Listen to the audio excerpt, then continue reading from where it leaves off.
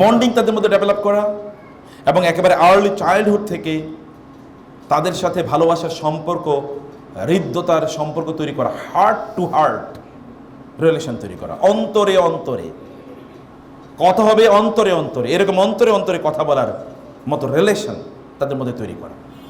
বুঝতে পেরেছেন? এরপরে যে বিষয়টি চতুর্থ, প্রিয় বোনেরা, তা হলো নলেজ অ্যান্ড এডুকেশন। তাদের মধ্যে জ্ঞান তাদের মধ্যে দিতে হবে। জ্ঞান তাদের মধ্যে তৈরি করার জন্যে আমাদের কাজ করা দরকার। নলেজ, মানুষকে আল্লাহ সুবহানাহু ওয়া তাআলা সৃষ্টি করেই যে জিনিসটি দিয়েছেন তা নলেজ। আপনি জানেন, ওয়া আল্লামা আদামাল আসমাআ কুল্লাহা, আল্লাহ তাআলা আদমের মধ্যে নলেজটা তিনি ফুঁকে দিয়েছিলেন। ফানাফাখতু ফীহি মির রূহি ফাকাউ লাহু সাজিদিন।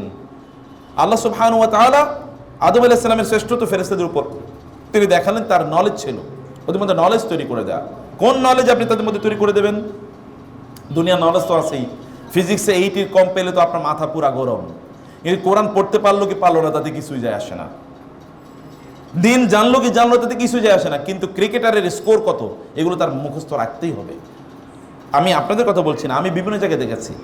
একবার এক বিশাল বড় লোকের বাসায় গেলাম, যাওয়ার পরে নাতিরে আমার কাছে নিয়ে আসলো।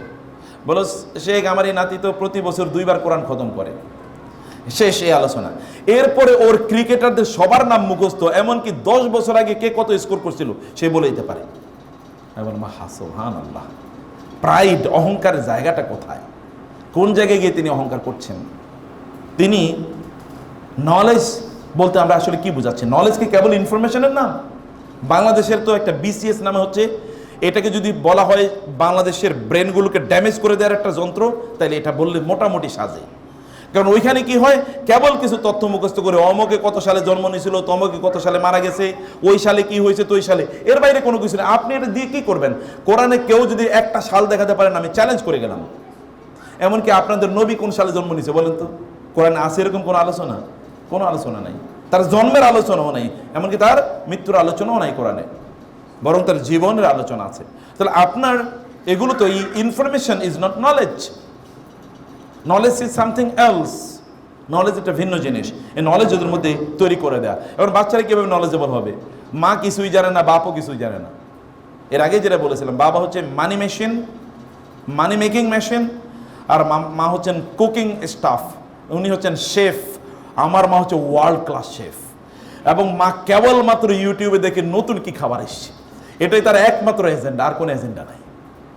তাহলে আপনি কি শেফ হতে চাচ্ছেন না আপনি কি মানি মেকিং মেশিন হতে চাচ্ছেন? তাইলে আপনি যদি সত্যিকার অর্থে জ্ঞানী, এর সন্তানরা জ্ঞানী হবে। জ্ঞানকে তারা বুঝতে হবে যে জ্ঞান আসলে কি। যেই ফ্যামিলিতে জ্ঞানের মূল্য নাই, দেখবেন আপনি অধিকাংশ ব্যবসায়ীর সন্তানরা ব্যবসায়ী হয়, গায়কের সন্তানরা কি হয়? গায়ক হয় না? কারির সন্তানরা দেখবেন ছোটবেলা থেকে কারি হয়। আলেমের সন্তানরা ছোটবেলা থেকে এলেমের পথে তারা চলে, কারণ বাসা থেকে এলেম ছাড়া কিছু নেই।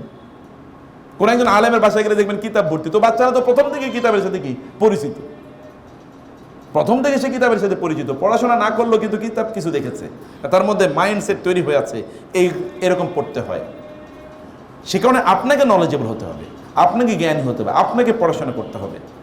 আপনাকে পড়াশোনার জায়গা, আমার মা আসলে কিছুই জানে না, আমি তো আসলে পড়াশোনা জানি না, তোমরা একটু ভালো পড়াশোনা করো। তো আপনি নিজেই পড়াশোনার মূল্য না বুঝলে আপনার সন্তানরা কি বিশ্বের পড়াশোনার মূল্য বুঝবে? আর আপনি কীভাবে তাকে মূল্য বুঝাতে করবেন? তাহলে আপনি বলতে পারেন যে না, আমি তো অনেক পড়াশোনা করি না, ছোটোবেলায় বিয়ে শাদী হয়ে গেছে, অথবা ফ্যামিলিতে ক্রাইসিস ছিল, ইত্যকার বেহি মেনি রিজনস আর দেয়ার, যেটা আপনি পড়তে পারেন না। সমস্যা কি, এখন অডিও বুকস আর অ্যাভেলেবল, আপনি বাংলা পড়তে পারেন। বুকস আর আগে ইংরেজিতে বা আরবিতে পড়তে হতো, এখন most of the books are translated in Bangla and printed in, আপনার খুবই অ্যাট্রাকটিভ কাভার্স অ্যান্ড প্রিন্টিং, এগুলো সব মিলে খুব ভালো। এগুলো go to the markets and buy those books, এগুলো নিয়ে আসেন, পড়েন। কমপক্ষে লেকচার শুনুন, আপনার সন্তান দেখুক আমার মা সবচেয়ে বড় বড় লেকচারের, ভালো লেকচারগুলো শোনেন, ওদের প্রতি তার ভালোবাসা তৈরি হবে। তাদেরকে শুনিয়ে শুনিয়ে করুন, তাদেরকে শুনিয়ে শুনিয়ে আপনার নলেজ সিকিংয়ের পথটা ওরা দেখুক। ওরা যদি দেখে মা কেবলমাত্র কিচেনে থাকে, অথবা কেবলমাত্র ইউটিউবে সিরিয়াল দেখে, অথবা কেবলমাত্র তিনি কি করেন গল্প গুজবে, বান্ধবীদের সাথে হই হুল্লোড় গল্প গুজব, অথবা আত্মীয় স্বজনের সাথে গল্প গুজবে ব্যস্ত থাকে, তাহলে সন্তানদের মধ্যে গল্প করার প্রবণতা তৈরি হবে। আবার বলি, যদি দেখে মা মোবাইলে তার বান্ধবীর সাথে বা তার বোনের সাথে অথবা তার অমুকের সাথে তার তমকের সাথে গল্প করছে, আজকে কি রান্না করেছিল, লবণ কতটুকু হয়েছিল এবং কোন ডিশটা আগামীকাল রান্না করবেন, এটাই তার মাথায় ঘুরে, পোলাপাই ওরকমই হবে। শেফ, এর সন্তানটা শেফই হবে। এই কারণে আপনাকে, কারণ কোনোদিন আপনি দেখবেন না সিংহের বাচ্চা কোনোদিন সিংহের পেট থেকে গরু জন্ম নিয়েছে, গরুর বাচ্চা কোনোদিন সিংহ হয়েছে, এটা কোনোদিন দেখবেন না। অথবা আপনার সন্তান কেমন হবে এটা আপনাকে নির্ধারণ করতে হবে। ইল্লা মাশাআল্লাহ, ব্যতিক্রম আছেই। নূহ আলাইহিস সালামের সন্তান ইসলাম গ্রহণ করেন নাই, তা সত্ত্বেও কিন্তু ইব্রাহিমের 2 সন্তানই তো পৃথিবীর সকল নবীদের বাবা, তাই না? ইব্রাহিম আলাইহিস সালাম তিনি আবুল আম্বিয়া, আর তার 2 সন্তানের মাধ্যমে যত নবী এসে পরবর্তীতে, এটা তো আপনি দেখবেনই। হাবিলের আদমের এক ছেলে হাবিল ছিল, আরেক ছেলে কাবিল ছিল, হত্যাকারী বটে, কিন্তু আরেকজন তো হাবিলের বংশধরই তো আপনারা, কাবিলের বংশধর না আপনারা। নবী রাসূলদের অবস্থা দেখেন, রাসূলুল্লাহ সাল্লাল্লাহু আলাইহি ওয়াসাল্লামের 4 কন্যা সন্তান দেখেন না, একজন তার মধ্যে একজন হচ্ছেন জান্নাতের সর্দারনি, সাইয়্যিদাতু আহলিল জান্নাহ। তো এই কারণে আপনি দেখেন না, আপনি অন্য পজিটিভ জায়গাটা দেখেন, নেগেটিভ জায়গা দেখার দরকার নাই। আপনাকে ওই লেভেলে আপনার নিজকে আপনাদের নিয়ে যেতে হবে। আমি বলছিলাম যে নলেজ অর্জন করার পথে আপনাদেরকে চলতে হবে, যেন আপনাদের বাচ্চারা বুঝেন যে এটাই হচ্ছে নলেজ অর্জনের পথ, বা এভাবে জ্ঞান অর্জন করতে হয়। আমি একবার বাংলাদেশের একজন বড় স্কলারকে জিজ্ঞেস করলাম, ওনার বাচ্চারা প্রচণ্ড সফল। বললাম যে আপনার বাচ্চারা কীভাবে সফল? আমাকে বলেন সে আমি ছোটোবেলা থেকে যেন ওরা বই পড়ে, এই অভ্যাস আমি তাদের মধ্যে তৈরি করে দিয়েছি। কারণ বাপে সারাদিন বই পড়ে, কারণ বাচ্চারাও কী করে এরকম করে। লেকচারারের বাচ্চারা লেকচারারই হয়, কারণ ও দেখছে বাচ্চাকে বাপ সারাদিন বা মা সারাদিন সে আবার লেকচার দেয়, অথবা ও লেকচার দেয় শিখেছে। আপনি নলেজ সিকিংয়ের পথটা আপনার বাচ্চাদের জন্য আপনি উন্মুক্ত করে দিন। রাসূলুল্লাহ সাল্লাল্লাহু আলাইহি ওয়াসাল্লাম কীভাবে করতেন ভালো করে শুনুন বোনেরা। রাসূলুল্লাহ সাল্লাল্লাহু আলাইহি ওয়াসাল্লাম বাচ্চাদেরকে কখন শেখাতেন জানেন? ডাইনিং টেবিলে। আমাদের ডাইনিং টেবিলে কি থাকে আলোচনার আইটেম? আহা একটু ঝাল কম হইলো, তরকারি মাত্র আজকে একটা, ডাল রান্না করো নাই, এগুলো this are the issues of our discussion. কিন্তু রাসূলের ডাইনিং টেবিলে আলোচনা কি থাকতো? ডাইনিং টেবিল মানে হচ্ছে দস্তরখান। আপনি আবার ফতোয়া নিয়ে যান না যে ও তাইলে তো ডাইনিং টেবিল ব্যবহার করা যায়, আমি সেই কথা বলছি না। যায় কি যায় না ওই ফতোয়ায় আমি যাচ্ছি না। ফিক নিয়ে আমার আলোচনা একেবারেই কম, আমি ফিককে এত ফিকের আলোচনা করতে আমার কমফোর্ট আমি ফিল করি না। আমি যেটা বলছি, আপনার ডাইনিং টেবিলে বা আপনার ডাইনিং আইটেমের মধ্যে একটা ইস্যু থাকুক, হলো কি জ্ঞান। একটা জ্ঞান। রাসূল সাল্লাল্লাহু আলাইহি ওয়াসাল্লাম ওই যে বাচ্চাকে বলেছেন, ইয়া গোলাম সাম্মিল্লাহ, হে গোলাম যখন তুমি খাবে, হে বাচ্চা, গোলাম মানে বাচ্চা, হে বাচ্চা যখন তুমি খাবে তখন আল্লাহর নাম নিয়ে খাবে, ডান হাত দিয়ে খাবে এবং কি তোমার সামনে থেকে খাবে। প্লেটে কিভাবে তুমি খাবে এটা তিনি শেখাচ্ছেন। এটা তো একটা এক্সাম্পল, এরকম হাজারো এক্সাম্পল রাসূলের জীবনে আছে। তিনি কিভাবে শিখিয়েছেন। তিনি বাচ্চাদেরকে কি করতেন, নিয়ে হয়তোবা ধরেন হেঁটে কোথাও যাচ্ছেন, হাত ধরে ধরে বাচ্চাদের হাত ধরে যাচ্ছেন, যেমন আপনি আপনার বাচ্চাকে হাত ধরে নিয়ে আসেন। আমার ব্যক্তিগত অভিজ্ঞতা ছিল, হলো আমার বাচ্চাদেরকে আমি যত দোয়া আছে দোয়া মুখস্থ করিয়েছি গাড়িতে। বাসা থেকে স্কুলে আসবে এতটুকু গাড়িতে আমি দোয়া মুখস্থ করিয়েছি, বিশ্বাস করুন।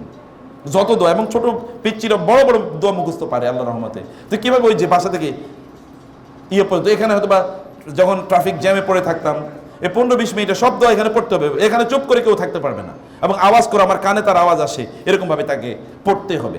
আপনি যখন বাচ্চাকে নিয়ে আসতেন, আমি কাছ থেকে শিখেছি রাসূলের কাছ থেকে সাল্লাল্লাহু আলাইহি ওয়াসাল্লাম।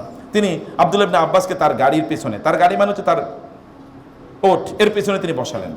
বসে তারপর বলি, ইয়া গোলাম ইন্নী উআল্লিমুকা বিকালিমাতিন, হে বৎস আমি তোমাকে কয়েকটা জিনিস শেখাতে চাই। কি কি? এই এই এই এই তিনি শেখাচ্ছেন।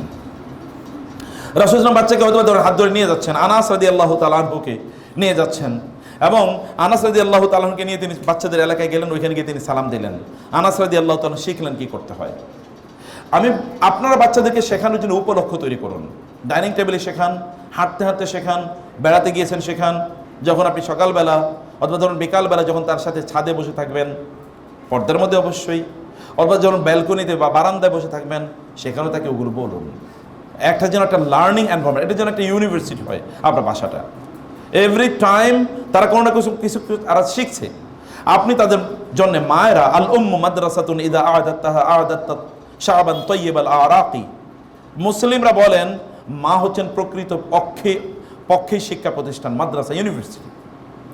যদি তুমি মাকে এভাবে তৈরি করতে পারো, ভাইদের কথা বলছি, যদি তুমি মাদেরকে এভাবে তৈরি করতে পারো, তাইলে মায়েদের মাধ্যমে তুমি এমন একটা জাতি তৈরি করলে যাদের পার্সোনালিটি আছে, ব্যক্তিত্ব আছে, সেলফ এস্টিম, আত্মমর্যাদা তাদের আছে, এবং তারা সত্যিকার থেকে হাই ব্রিড, তারা কি খুবই উন্নত মানের বীজ, তারা তারা খুবই উন্নত মানের বীজ।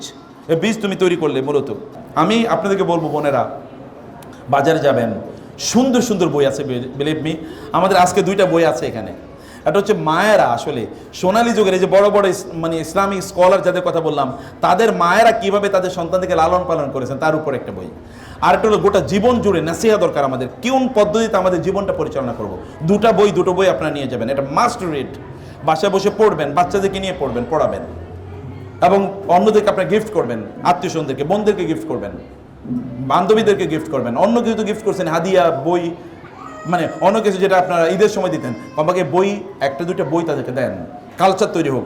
আমি আমার জীবনে দেখেছি বাংলাদেশের একজন বড় ইসলামী ব্যাংকের প্রতিষ্ঠাতা সহ ইসলামিক ইউনিভার্সিটিগুলোর প্রতিষ্ঠাতার মধ্যে একজন, এত বড় স্কলার বাংলাদেশে খুব কম এসছে। ওনার একটা বৈশিষ্ট্য ছিল প্রচুর পরিমাণ, উনি বলতে চাচা, উনি চাচা বলতেন সবাইকে, বলে যে চাচা, আমাকে বলতে চাচা, চাচা আমি প্রতি মাসে 30-40 হাজার টাকার বই গিফট করি। আমি বললাম সুবহানাল্লাহ, সাদকায়ে জারিয়ার কি বিশাল বড় কাজ, কি বিশাল বড় সাদকায়ে জারিয়ার কাজ। বান্ধবীদেরকে বই গিফট করেন, তাদেরকে বলেন কিভাবে তারা ভালো মানুষ হবে, আর তারা ভালো মানুষ কিভাবে বানাবে, এটা তাদের মধ্যে তৈরি করা, ওদের মধ্যে সেলফ এস্টিম তৈরি করা, বাচ্চাদের মধ্যে সেলফ এস্টিম।